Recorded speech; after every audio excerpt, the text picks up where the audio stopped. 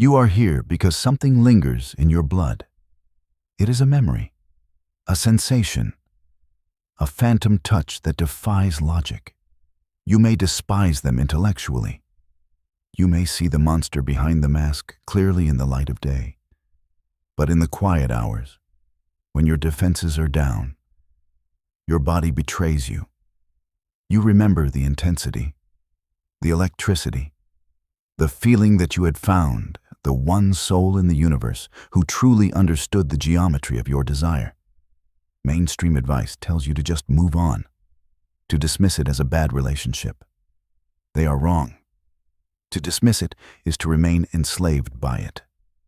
What you experienced was not lovemaking, and it was barely even sex. It was somatic colonization. To understand the sexual secrets of the narcissist, we must first dissect the initial ritual, the hypnotic induction.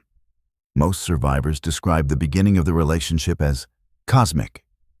You felt seen, worshipped, and devoured all at once. This was not an accident.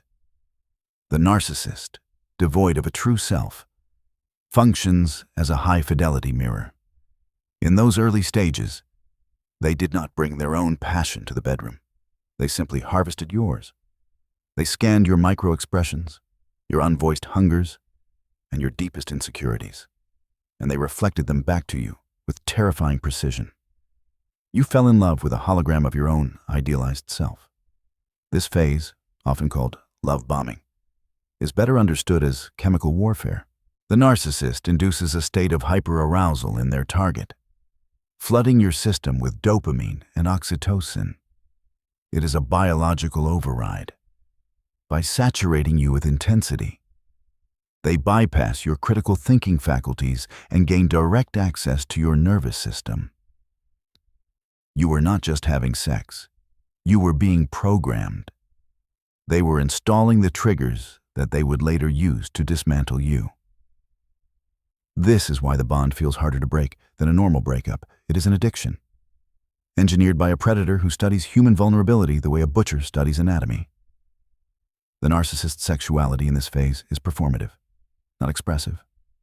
A healthy human being engages in sex to connect, to share vulnerability, and to deepen a bond. The narcissist engages in sex to secure narcissistic supply.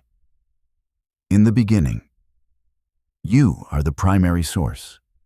Your awe, your surrender, and your pleasure serve as fuel for their false self. They are not looking at you. They are looking at their reflection in your eyes. If they can make you lose control, if they can make you scream, if they can make you worship them, then they exist. They are powerful. They are God. But beneath this performance lies the first secret they are desperate to hide. They are not present. When you were lying there, bare and vulnerable, opening the deepest parts of your soul, they were calculating. They were observing the mechanics of your surrender. This is the dissociative gap. While you were merging, they were managing an image. They were playing a role, like an actor on a stage, hitting their marks and reciting their lines to ensure the audience you remained captivated. This is why, in hindsight, the intimacy can feel slightly off, almost too perfect, too scripted.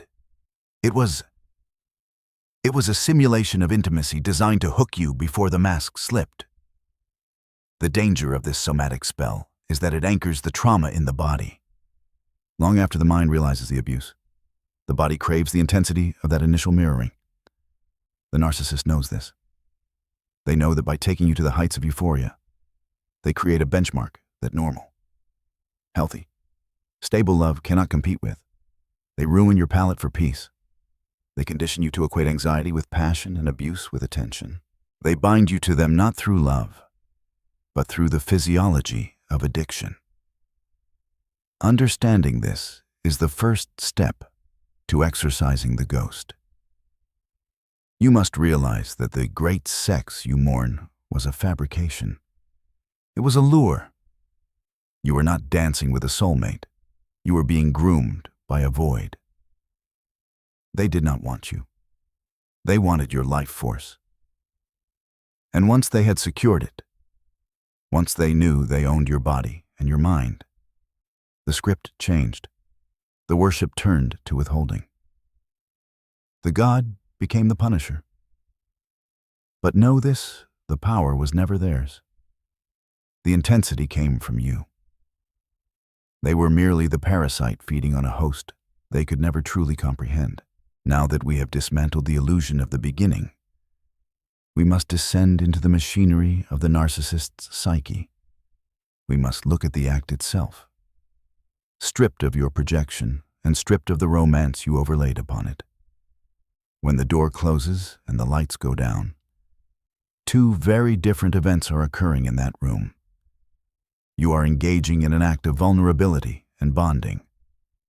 The narcissist, however, is engaging in a transaction. To them, sexuality is not a bridge between two souls. It is a mechanism of extraction. It is a utility.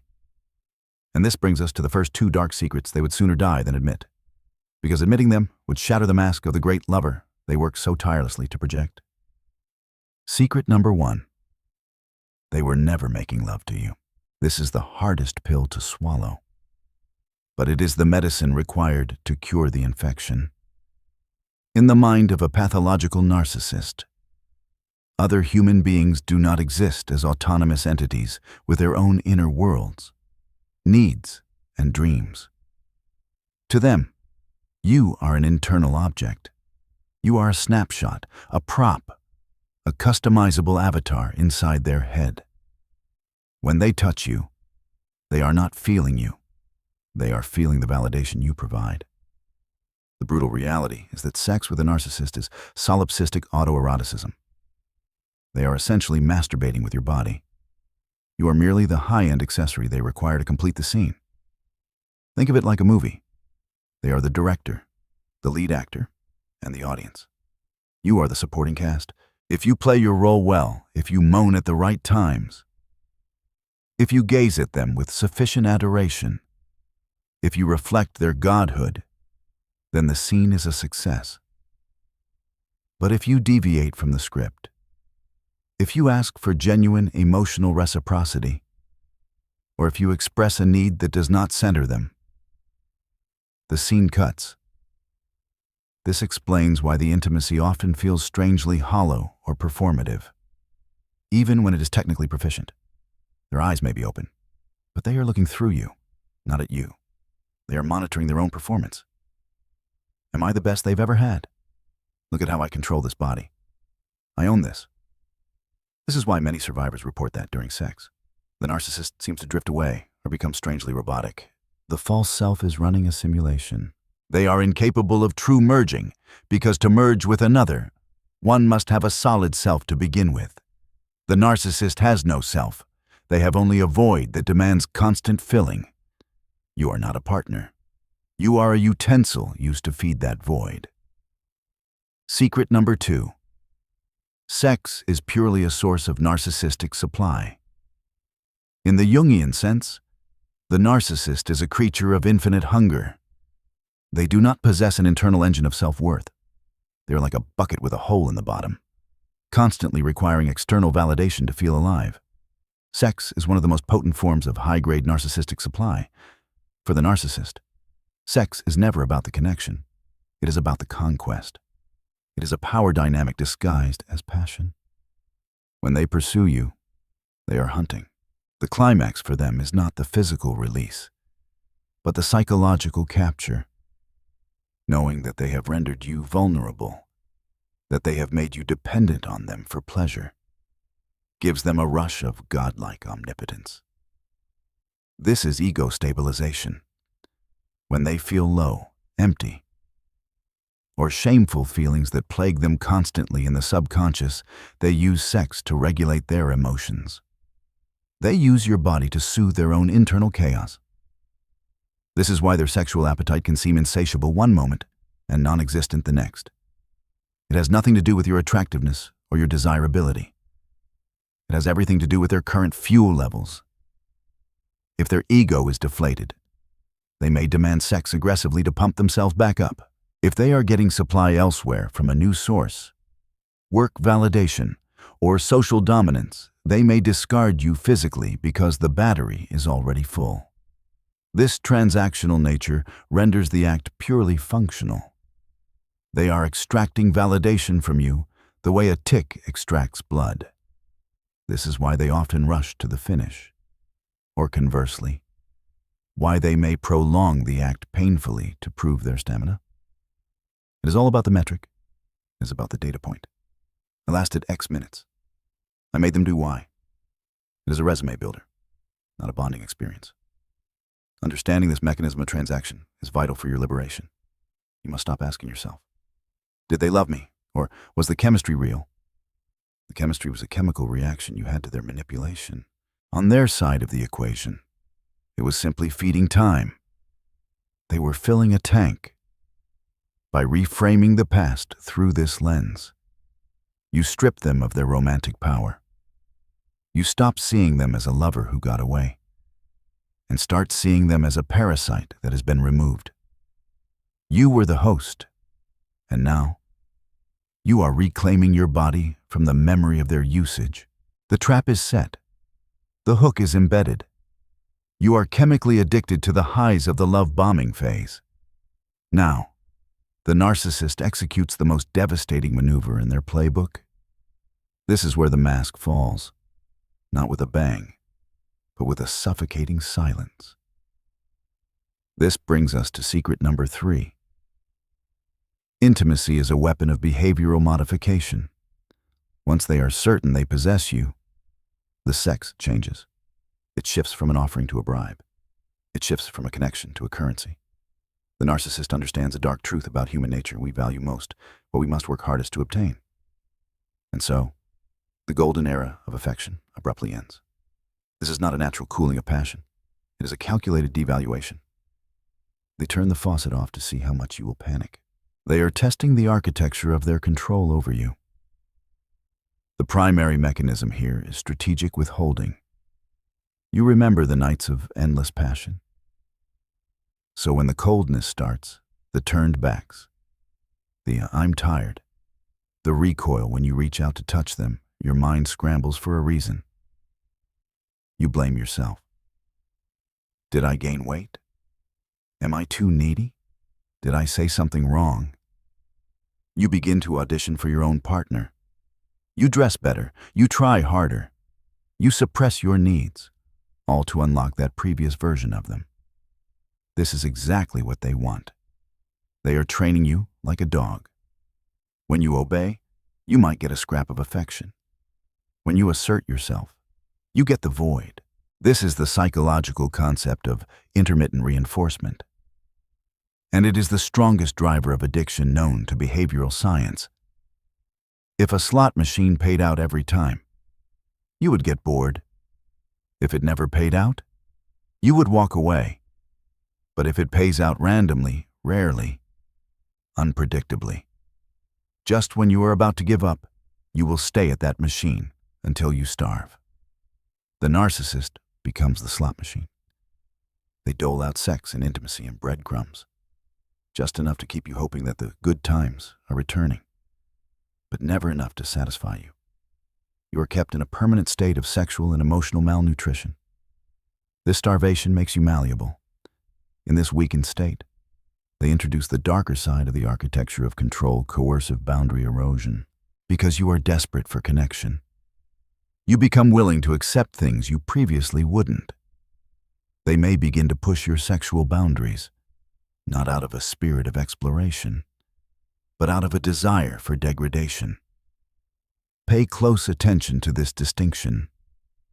A healthy partner explores kinks or fetishes to increase mutual pleasure. A narcissist introduces them to test your submission. They want to see what you will debase yourself to do for them. Will you engage in acts that make you uncomfortable? Will you let them record you? Will you let them compare you to others during the act, every time you say yes to something that violates your core values, just to keep the peace or to feel close to them? They win a psychological victory. They are colonizing your autonomy. They are proving to themselves that you are merely an extension of their will. Furthermore, they weaponize triangulation within the bedroom.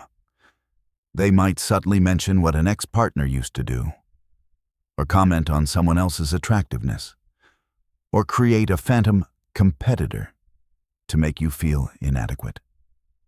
This induces a state of sexual insecurity. You are no longer sharing a bed with a lover. You are in a silent competition with a ghost. You try to perform better, to be more than the phantom, hoping to secure your spot as the favorite. It is a game you cannot win because the rules are rigged. The goal is not your improvement. The goal is your anxiety. Your anxiety is their fuel. This phase is designed to shatter your self-esteem. By withholding intimacy, they send the message, "You are not worthy of my touch." By giving it sporadically, they send the message, "You only exist when I say you exist." By pushing your boundaries, they send the message, "Your body is my property." You must understand that this cruelty is not accidental. It is the point. They are conditioning you to associate your self-worth entirely with their sexual approval. The moment you stop chasing, the moment you stop begging, the moment you look at them with indifference, the architecture crumbles. But while you are in the cycle, it feels like you are fighting for your life. You are not fighting for love. You are fighting for a dopamine hit from your abuser.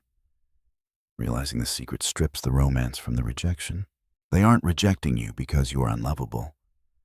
They are rejecting you because it is the most efficient way to control you. The coldness is a tactic. The distance is a strategy. And the breadcrumbing is not a sign of hope. It is the bait in the trap. We have examined the transaction and the control.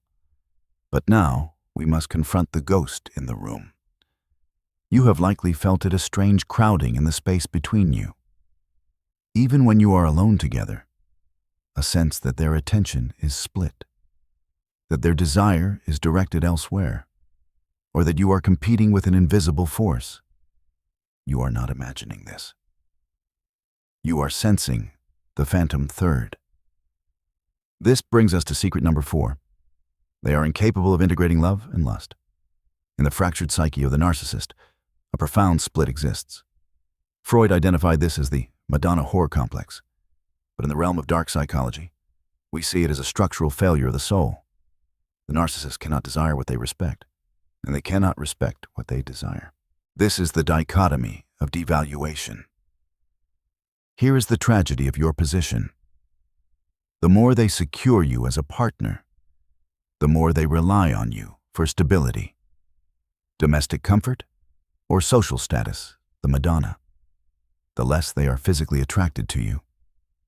To them, safety is the antithesis of arousal. Safety is boring. Safety is mommy.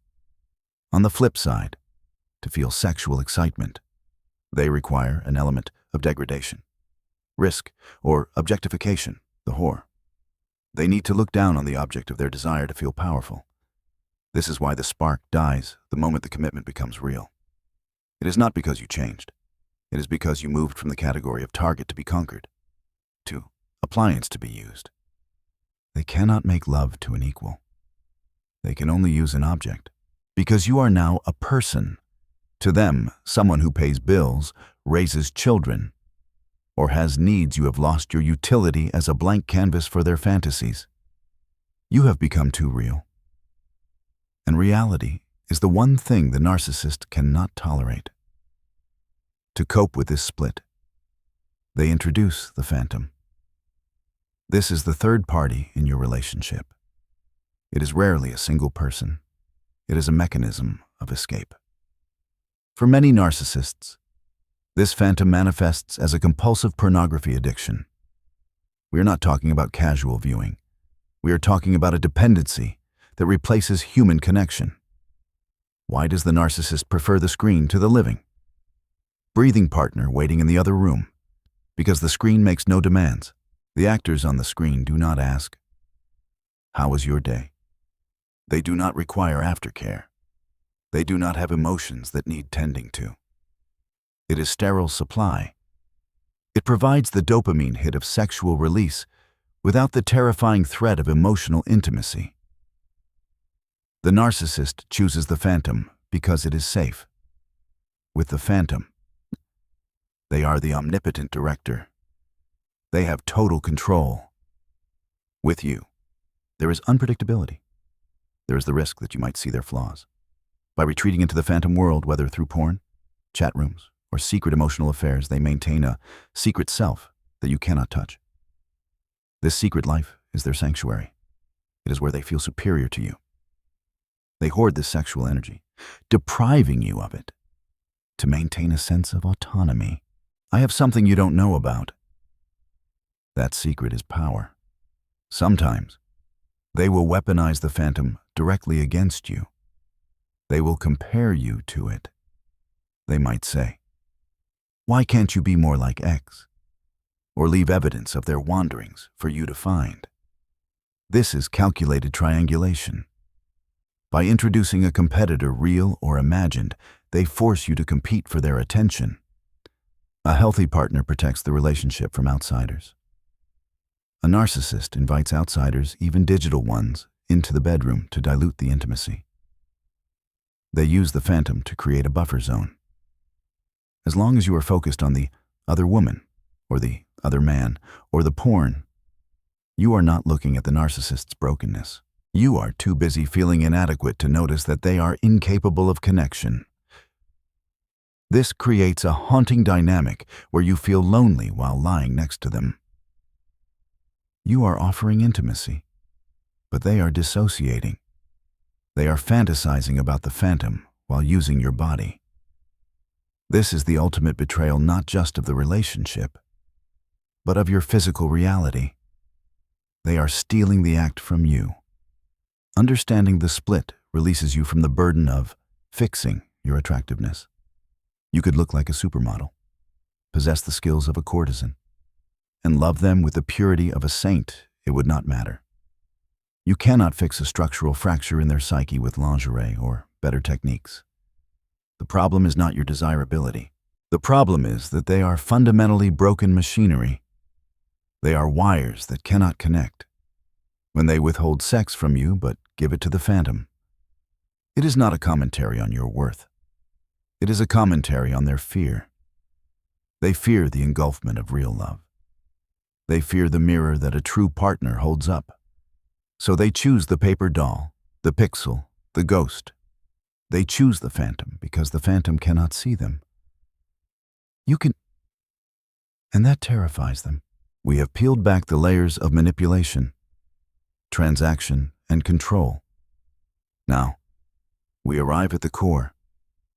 This is the secret that, if exposed, would cause the narcissist the most psychic injury.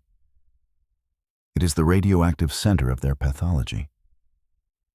The previous secrets were about how they hurt you. This secret is about what hurts them. Secret number 5. Their sexuality is driven by a profound, terrifying impotence of the soul.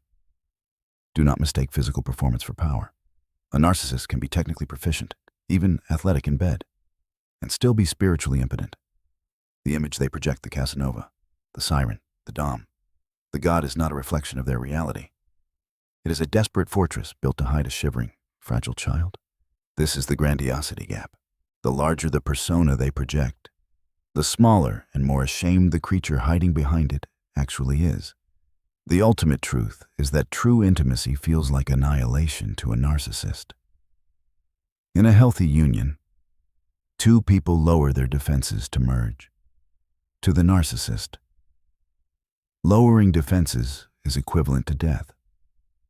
Because they have no solid self, they fear that if they truly open up to you, they will be swallowed whole. This is the fear of engulfment. While they crave your admiration supply, they are terrified of your closeness. It is a paradox that tortures them. They need you to validate them.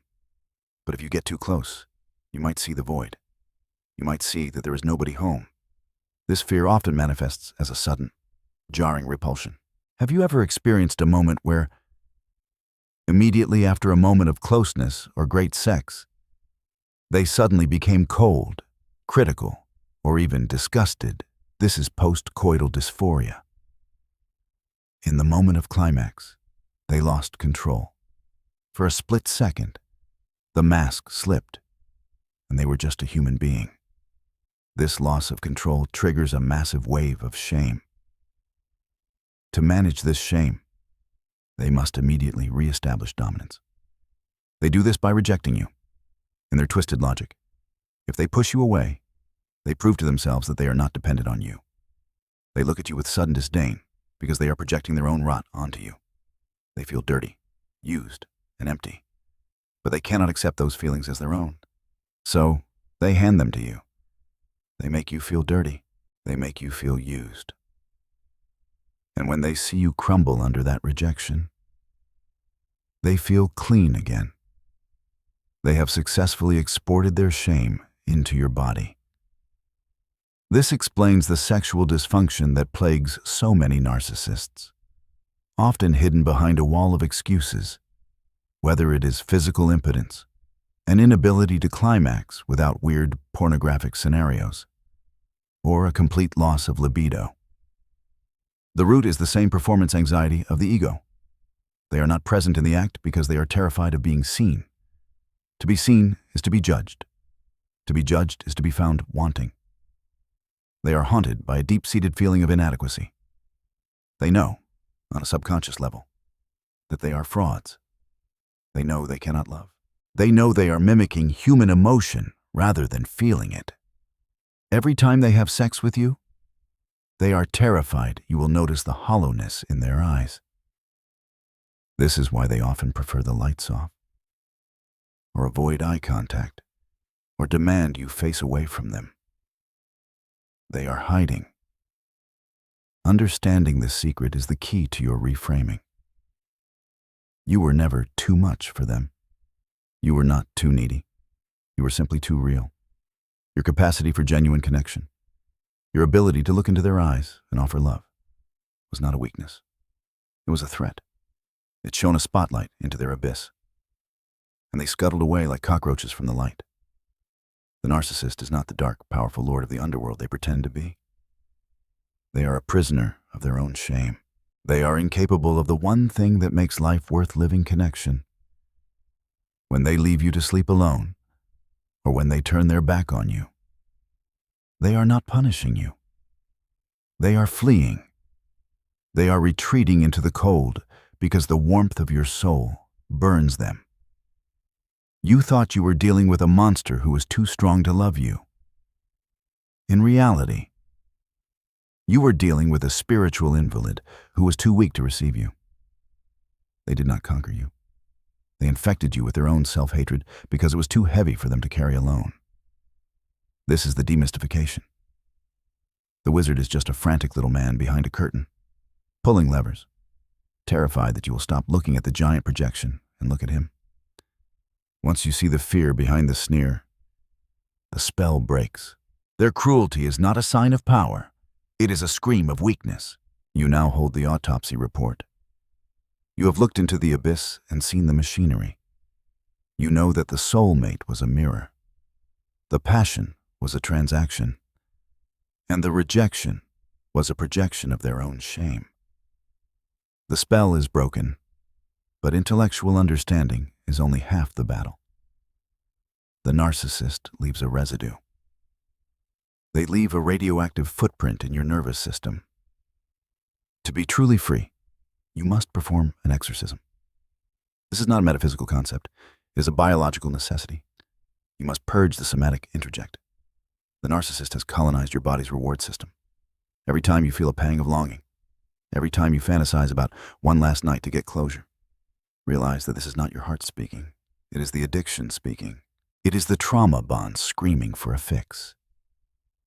You are going through withdrawal from a very specific, toxic drug. Treat it as such. Do not romanticize the craving. You do not miss them. You miss the intensity of the chemical override they performed on you. Reclaiming your sexual sovereignty begins with a radical act of re-ownership. You must divorce the concept of pleasure from their validation. For the duration of the relationship, they held the keys to your body. They decided when you were beautiful, when you were worthy, And when you were allowed to feel good, you must take those keys back. Your sexuality is an innate, sovereign power. It does not belong to a partner, and it certainly does not belong to a predator. It belongs to you. You must rewrite the neural pathways that associate arousal with anxiety. In the toxic dynamic, you learn that love feels like panic, like waiting, like starving. You must consciously teach your body that safety is sexy, that peace is not boredom. Peace is the soil in which real intimacy grows. This takes time. It requires you to sit in the quiet and refuse to reach for the chaos. And finally, we arrive at the ultimate weapon. The only way to win a game that was rigged from the start is to flip the board and walk out of the room. We call this erasure. Mainstream advice tells you to go no contact. That is a physical action. Erasure is a psychic stance. It is the internal decision to render them obsolete. The narcissist fears only one thing: irrelevance. Hate is still fuel. Anger is still fuel. If you hate them, they still own real estate in your mind. They still matter. To become the unreachable sovereign, you must cultivate total indifference. You must become a ghost to them. When you look back at the relationship, do not see a tragedy. See a clinical error. See a lesson in anatomy. You fell in love with a corpse that was pretending to be alive. That is sad. Yes, but it is not a reflection of your worth. It is a reflection of their necrotic core. They will try to hover. They will try to return. They will sense when you are pulling away, and they will send a text, a picture, a memory to drag you back into the transaction. When this happens, you do not engage. You do not explain. You do not argue. You simply stare through them as if they are made of glass. You deny them the one thing they need to survive your reaction. By starving them of supply, you force them to face their own void. You force them to sit alone with the shame they tried to dump on you. That is not your burden to carry anymore. Let them choke on it. You are not a victim. You are a survivor who has walked through the fire and burned away everything that wasn't true. What remains is you. Stronger, wiser, and finally, fully your own. The vampire has no power when you refuse to invite it in. Close the door, lock it, and turn your face toward the sun. You are free.